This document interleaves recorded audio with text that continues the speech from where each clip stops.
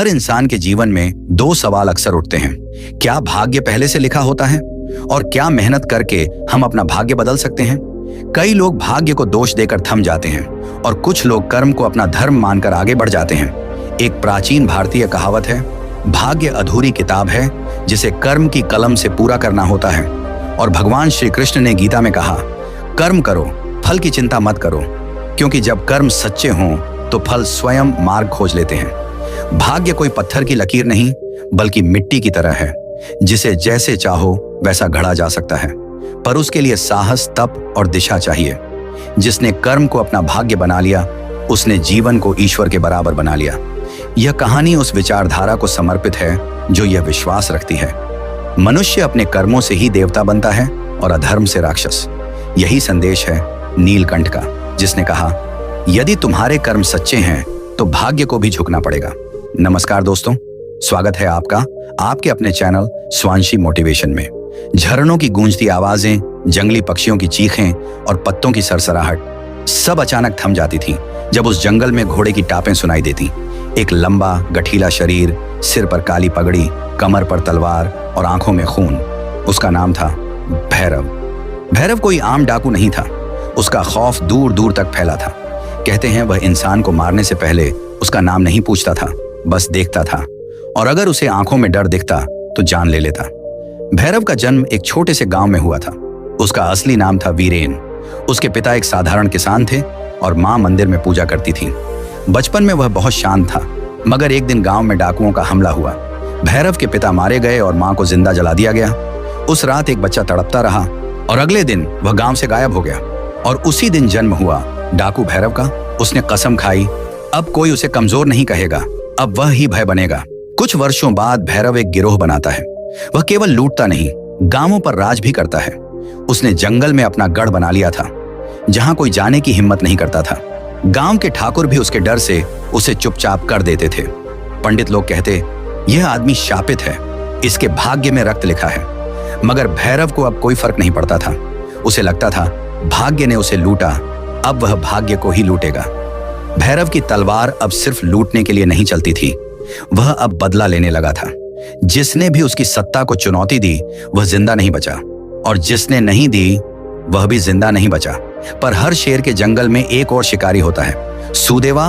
वह जो भैरव का अतीत जानता था, सूदेवा कभी भैरव का साथी था। दोनों ने मिलकर कई गांवों को लूटा था। मगर एक दिन एक बंटवारे को लेकर झगड़ा हुआ और भैरव ने गुस्से में सूदेवा के भाई को मार डाला। सूदेवा तब से भैरव को ढूंढ रहा था और अब उसे पता चल गया था कि भैरव कहाँ है। जिसने मेरे भाई का खून किया, मैं उसकी आत्मा तक जला दूंगा। सूदेवा ने एक योजना बनाई। वह जानता था कि सीधे भिड़ना खतरा है, इसलिए उसने चुना भैरव के अंदर छिपे इंसान को मारना। और इस योजना के तहत एक रात भैरव के गिरोह ने सूदेवा के झूठे सुराग के चलते एक शांत गांव पर हमला किया। यह गांव गरीब था मगर मासूम। भैरव को लगा कि यहाँ कोई खजाना छिपा है, मगर जब वह पहुंचा तो वहां सिर्फ बच्चे, बूढ़े और स्त्रियां थीं। भैरव ने क्रोध में सब जला दिया, मगर जब आग बुझी और भैरव की तलवार खून से लाल थी, तभी एक छोटी लड़की अपनी मां की जलती हुई लाश से लिपटकर बोली, भैया मां को उठाओ ना, वो क्यों नहीं हिल रही? वह बच्ची रो भी नहीं रही थी, बस सवाल पूछ रही थी, मासूम, निश्चल। भैरव का हाथ कांप गया। उसने अपनी तलवार गिरा दी। उसकी आत्मा में पहली बार कुछ टूटा। वह जंगल के बीचों बीच भाग गया, अपनी ही सांसों से डरते हुए। उस रात भैरव सो नहीं सका। हर बार आंख बंद करता, वह लड़की दिखती। भैया मां को उठाओ ना। उसने पहली बार अपनी मां को याद किया। वह भी तो उस दिन चिल्लाई थी, वीरेन भागो, मगर वह भाग न सका था। अब वह भाग रहा था खुद से। भैरव पेड़ों के बीच बेहोश पड़ा था, बदन में खून, मन में डर और आत्मा में दरारें। और वहीं एक शांत सी आवाज आई, क्या अब थक गया तू? तू जिस भाग्य से लड़ रहा था वह तो तेरे कर्मों की ही संतान है। भैरव ने आंखें खोली। एक लंबा शांत चेहरा, झटाए, गेरुआ वस्त्र और त्रिपुंड लगाए एक योगी सामने खड़ा था। वह कोई और नहीं, नीलकंठ था। भैरव की आंखें भारी थीं, शरीर थका हुआ और मन वह पूरी तरह बिखर चुका था। उसका पहला सवाल वही था जो हर अपराधी खुद से नहीं, ईश्वर से करता है। अगर भगवान है तो उसने मुझ जैसे राक्षस को क्यों नहीं मारा अभी तक? नीलकंठ मुस्कुराए, उनकी आंखों में गहराई थी। वह गुस्से से नहीं, करुणा से देख रहे थे। वह बोले, तू मरा नहीं क्योंकि तेरे कर्म अब भी पूरे नहीं हुए। तेरे अंदर का राक्षस अभी जिंदा है, मगर आत्मा अब कराह रही है। कर्म अच्छे हों तो भाग्य अवश्य बदलेगा। भैरव ने कहा, मैंने 50 लोगों को मारा है, गांव जलाए हैं, माओं को रोते देखा है। अब भी तू कहता है कि कर्म अच्छे हों तो भाग्य बदलेगा? नीलकंठ ने भूमि पर एक रेखा खींच दी। ये तेरी सीमा है, एक तरफ पाप, एक तरफ परिवर्तन। तू जहां खड़ा है वहीं से लौट सकता है, अगर इच्छा हो। भैरव ने कहा, पर मैं भाग्य को दोषी मानता हूं। नीलकंठ बोले, नहीं पुत्र, भाग्य तेरे कर्मों का आईना है। तू जैसा करेगा वैसा ही दिखेगा। भाग्य वो बीज नहीं है जो तू बोता है, वो तो फल है जो तेरे कर्मों से जन्मा है। उस रात भैरव ने अपने जीवन को जैसे देखा, खून से रंगी तलवारें, चीखें, धुएं में घुटती जिंदगियां। वह नीलकंठ के पास जाकर उनके चरणों में गिर पड़ा। मैं नहीं बदल सकता, मुझसे ये बोझ नहीं उठाया जाएगा। नीलकंठ शांत स्वर में बोले, कर्म बदल, बोझ भी हल्का होगा। हर पापी को एक क्षण मिलता है जब वह ईश्वर से नहीं, खुद से क्षमा मांगता है। तेरा क्षण यही है भैरव। व्रत का आरंभ एक कठिन परीक्षा। नीलकंठ ने कहा, अगर तू सचमुच बदलना चाहता है तो 3 काम करने होंगे, 3 अग्नि परीक्षाएं जो तेरे राक्षस को जलाएंगी। 1, तुझे वहां लौटना होगा जहां तूने सबसे बड़ा पाप किया। 2, तुझे सेवा करनी होगी बिना पहचान के, जैसे कोई दास। 3, और अंत में तुझे खुद को उन लोगों के हवाले करना होगा जो तुझसे नफरत करते हैं, न्याय के लिए। भैरव सन्न था। यह रास्ता मौत से भी कठिन लग रहा था, मगर नीलकंठ बोले, जो मौत को जी चुका हो वह जीवन से क्यों डरे? चल, कर्म बदल, भाग्य भी झुक जाएगा। भैरव के कदम कांप रहे थे लेकिन रुक नहीं रहे थे। उसने कभी नहीं सोचा था कि वह फिर इस जमीन पर पांव रखेगा जहां उसकी तलवार ने इंसानों की रूहों को जलाया था। पर आज वह लौटा था प्रायश्चित के लिए। गांव का नाम रामपुर, पर अब यह नाम भी जैसे उसे धिक्कारता था। जैसे ही वह मुख्य चौपाल की ओर बढ़ा, गांव वालों ने उसे देखा। पहचानना मुश्किल नहीं था। सैकड़ों चेहरों पर क्रोध, डर और नफरत फूट पड़ी। एक अधेड़ किसान ने चिल्लाकर कहा, यह वही भैरव है, माओं का जल्लाद। भीड़ इकट्ठा होने लगी, पत्थर उठाए गए। किसी ने कहा, इसे यहीं जला दो, यही तो करता था ये। भैरव ने चुपचाप सिर झुका लिया, उसे मारने दो। मगर वह भागा नहीं। किसी ने उसे थप्पड़ मारा, किसी ने लात चलाई। उसका चेहरा लहूलुहान हो चुका था। फिर भी उसने सिर्फ एक बात कही, मैं अब जानवर नहीं, इंसान बनने आया हूं। अचानक भीड़ चुप हो गई। एक युवती सामने आई, आंखों में गहराई, चेहरे पर राख की हल्की छाया। रूहिणी, वही बच्ची जिसकी मां को भैरव ने जीवित जला दिया था। वह सीधे उसके सामने आकर बोली, तू यहां क्यों आया? भैरव ने कांपती आवाज में कहा, तुझसे नजरें चुराने आया था। पर नीलकंठ ने कहा, जिस जमीन को तूने जलाया वहां बीज बो, तो मैं बीज बोने आया हूं। रूहिणी ने उसकी ओर देखा, लहूलुहान चेहरा, लेकिन आत्मा में झुकी हुई रोशनी। ठीक है, उसने कहा, अब तुझे वही करना होगा जो तूने छीन लिया, जिंदगी लौटाना। भैरव ने गांव में खुद को एक मजदूर की तरह झोंक दिया, लेकिन यह आसान नहीं था। लोग उसके साथ खेत में काम नहीं करना चाहते थे। उसके दिए पानी को कोई पीता नहीं था। उसके हाथों के बनाए घरों में कोई नहीं रहता। पर भैरव डटा रहा। सांप के बिलों से हाथ डालकर खुदाई करता, रात को खुद भूखा रहकर दूसरों के लिए खाना बनाता और मंदिर के बाहर बैठकर हर रात मौन में प्रायश्चित करता। धीरे धीरे रूहिणी उसकी मेहनत और परिवर्तन को देखने लगी। एक दिन जब बाढ़ आई, भैरव ने अपनी जान जोखिम में डालकर 3 बच्चों को बचाया। रूहिणी दौड़कर उसके पास आई। भैरव की सांसें टूट रही थीं। उसने भैरव की छाती पर हाथ रखकर कहा, तू सच में बदल गया है, पर अब तू सजा से नहीं, सेवा से डरता है। रात को तेज आंधी के बीच गांव के बाहर पीपल के पेड़ के नीचे नीलकंठ खड़े थे, एक हाथ में त्रिशूल और आंखों में संतुलन का प्रकाश। भैरव वहीं आकर उनके चरणों में गिर गया। नीलकंठ बोले, तू जलकर नहीं बुझा, तू तप कर निकला है। अब अगली अग्नि परीक्षा तेरी आत्मा की गहराई में है। गुफा में जाना होगा जहां तेरा दूसरा रूप तेरा इंतजार कर रहा है। नीलकंठ ने भैरव को संकेत दिया, अब समय है आत्मा के भीतर उतरने का।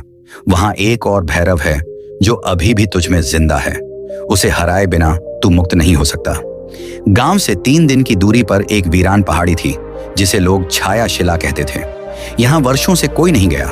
कहा जाता था, वहां जो जाता है या तो खुद को मार देता है या खुद से मिलकर लौटता है। भैरव नीलकंठ के बताए मार्ग पर अकेला निकला। रातें काली थीं, दिन धुंधले, पहाड़ी के रास्ते खतरनाक थे।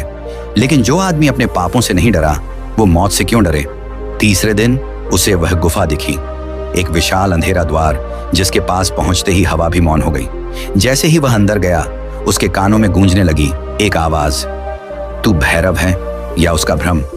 तू जो बाहर सेवा कर रहा है, क्या भीतर से भी बदल गया है? भैरव चौंका। यह आवाज उसकी अपनी थी, पर वह नर्म नहीं, क्रूर थी। गुफा के सबसे अंदर के हिस्से में एक छाया खड़ी थी। भैरव जैसी शक्ल, वही शरीर, वही आंखें, लेकिन आंखों में सिर्फ अहंकार, पाप और हिंसा थी। वह बोली, मैं ही असली हूं, तू ढोंग कर रहा है। मुझे मारकर तू कौन बनेगा? एक डरपोक भिखारी? भैरव ने उत्तर नहीं दिया। उसने आंखें बंद की और मन में नीलकंठ के शब्द दोहराए, वैराग्य तलवार से नहीं आता, सेवा से आता है। जैसे ही उसने यह कहा, छाया ने उस पर हमला किया। लड़ाई भौतिक नहीं थी, यह विचारों की, यादों की, पश्चाताप और भय की लड़ाई थी। छाया भैरव ने उसकी मां की चीखें दोहराई। उसने रूहिणी की आंखों में देखी नफरत दिखलाई। उसने बचपन के वो क्षण याद दिलाए जब भैरव भूख से तड़पा था, जब उसे समाज ने ठुकराया था। तू पाप से नहीं बना, समाज ने तुझे ऐसा बनाया है। तू निर्दोष है, भैरव चिल्लाया। नहीं, मैं जिम्मेदार हूं। मैंने जलाया, मारा, छीना, अब मैं ही वो सब लौटाऊंगा। भैरव ने आंखें खोली। उसने अपनी छाया को गले से लगा लिया। मैं तुझसे भाग नहीं रहा, मैं तुझे स्वीकार कर रहा हूं। तू मेरा अतीत है, लेकिन अब मेरा भविष्य नहीं। छाया फटने लगी, राख में बदलकर अंधेरे में विलीन हो गई। गुफा में एक क्षण को तेज प्रकाश फैला और भैरव ने देखा, उसका चेहरा पहली बार शांत था। गुफा से बाहर निकलते ही नीलकंठ सामने खड़े थे। वो मुस्कुराए। अब तू तैयार है, अब तेरा कर्म नाशक नहीं, उत्प्रेरक बन सकता है। गुफा में आत्मबोध की उस रात के बाद भैरव हर दिन सुबह नीलकंठ को प्रणाम करता और गांव के कामों में हाथ बंटाता। अब वह कोई डराने वाला डाकू नहीं था, अब वह संयम और सेवा की मूर्ति बन चुका था। पर नियति ने अभी एक अंतिम परीक्षा बाकी रखी थी। एक शाम जब भैरव जंगल में लकड़ियां काट रहा था, तो एक घोड़े की दौड़ती टापें सुनाई दी। पेड़ की आड़ से देखने पर वह सिपाही घोड़े से गिर पड़ा। भैरव तुरंत भागा। सिपाही बुरी तरह घायल था। उसके शरीर पर चोटों के निशान थे और एक हाथ में एक मोहर लगी मुड़ी हुई चिट्ठी। कांपते हुए होंठ बोले, राजा अर्णव संकट में है। यह पत्र सिर्फ भैरव के लिए है। भैरव के माथे पर लकीरें उभर आईं। राजा अर्णव, वही जिसने भैरव को दुर्जन कहकर वनवास भेजा था, वही जिसने उसकी मां के लिए राजद्वार बंद कर दिए थे, जिसने उसे डाकू बनने पर मजबूर कर दिया था। भैरव ने कांपते हाथों से पत्र खोला। भैरव, तुझसे जीवन भर लड़ता रहा, पर आज तू ही मेरी आखिरी उम्मीद है। महल में गद्दारी है, मौत मेरे आसपास है। मुझे नहीं पता तुझे यह पत्र मिलेगा या नहीं, लेकिन अगर मिले तो बस एक बार आ जाना, ना राजा बनकर, ना शत्रु बनकर, एक इंसान बनकर। भैरव पत्र पढ़ते पढ़ते देर तक स्थिर खड़ा रहा। मन के भीतर तूफान चल पड़ा। रात को नीलकंठ गुफा के द्वार पर खड़े थे। चंद्रमा के उजाले में उनका चेहरा शांत, लेकिन आंखें जैसे भीतर तक देख रही थीं। भैरव ने कहा, आप ही कहिए, उस राजा के लिए क्यों जाऊं जिसने मेरी मां को मरते देखा और कुछ न किया? नीलकंठ बोले, जो तुझे तोड़ न सका वही आज तुझसे जुड़ना चाहता है। तुझे पाषाण बनाया, अब वही चाहता है तू जल बन जाए। क्या तू अपने कर्मों से बड़ा हो पाएगा, या फिर तू फिर वही बनेगा जो भाग्य ने तुझसे करवाया था? भैरव चुप रहा। नीलकंठ आगे बोले, तू चाहे तो शत्रुता की ज्वाला में खुद को फिर जला सकता है, या फिर उस आग को दीपक बनाकर अंधेरे को रोशनी में बदल सकता है। उस रात भैरव ने निर्णय लिया। भोर होते ही भैरव बिना तलवार, बिना शस्त्र, केवल एक कमंडल और चादर लेकर रवाना हुआ। वज्रगढ़ की सीमा पर पहुंचते ही उसने देखा, राजमहल अशांत है। विद्रोह चरम पर था। राज्य के भीतर ही भीतर षड्यंत्र चल रहे थे। कई सेनापति राजा को हटाकर सिंहासन हथियाने की साजिश रच रहे थे। भैरव का नाम सुनते ही दरबारियों में हड़कंप मच गया। भैरव, वही डाकू, उसे अंदर लाना खतरे से खाली नहीं। पर तभी एक दुर्बल आवाज भीतर से आई, उसे आने दो, वही मेरा अंतिम रक्षक है। भैरव और राजा आमने सामने खड़े थे। राजा बूढ़े हो चुके थे, आंखों के नीचे काले घेरे, चाल में थरथराहट, लेकिन चेहरे पर पश्चाताप। राजा बोले, भैरव, जीवन भर मैं तुझसे डरता रहा, क्योंकि तू मुझे मेरा अपराध याद दिलाता था। तेरी मां, वो मुझसे न्याय मांगने आई थी और मैंने चुप्पी ओढ़ ली। आज वही चुप्पी मुझे रोज रात खाती है। भैरव ने कोई उत्तर नहीं दिया। आंखें झुकी थीं। राजा घुटनों पर आ गए। तेरे आगे नहीं, अपने अपराध के आगे झुक रहा हूं। भैरव जैसे ही दरबार में लौटा, उसे अनजाने चेहरों में कुछ शक दिखाई दिया। वह बिना शोर मचाए महल के रसोई, गलियारे और प्रहरी द्वारों की निगरानी करने लगा। उसी रात एक विषकन्या को पकड़ा गया। राज दरबार की नर्तकी बनकर आई थी। उसके वस्त्रों में जहर से भरी अंगूठी थी जो राजा की शराब में मिलाई जानी थी। भैरव ने उसे रोका, पर जब उसने चेहरा उठाया तो उसकी आंखों में रूहिणी की झलक थी। तू भी तो कभी राक्षस था, क्या सच में बदल गया है? उसने पूछा। भैरव बोला, हाँ, क्योंकि मैंने दूसरों को मारने के बजाय खुद को मारना सीखा है। अब जो बचा है वह भैरव नहीं, उसका नया जन्म है। अगली सुबह राजा ने अपने दरबार में भैरव को बुलाया और कहा, तेरे कर्मों ने तुझे फिर भाग्य के सामने ला खड़ा किया और तू जीता क्योंकि तूने खुद को जीता। राज्य को सेनापति नहीं, सजग संरक्षक चाहिए और वो तू है। भैरव ने हाथ जोड़कर कहा, मैं ना राजा हूं ना आज़ुर्षेय, मैं बस वो हूं जिसने सीखा है कि अतीत को कोसने से बेहतर है वर्तमान को संवारना। यह कहकर भैरव जंगल की तरफ लौट आया। राजमहल में षड्यंत्र की आग बुझ चुकी थी। राजा अर्णव ने प्रायश्चित के साथ अंतिम दिन शांति से बिताए।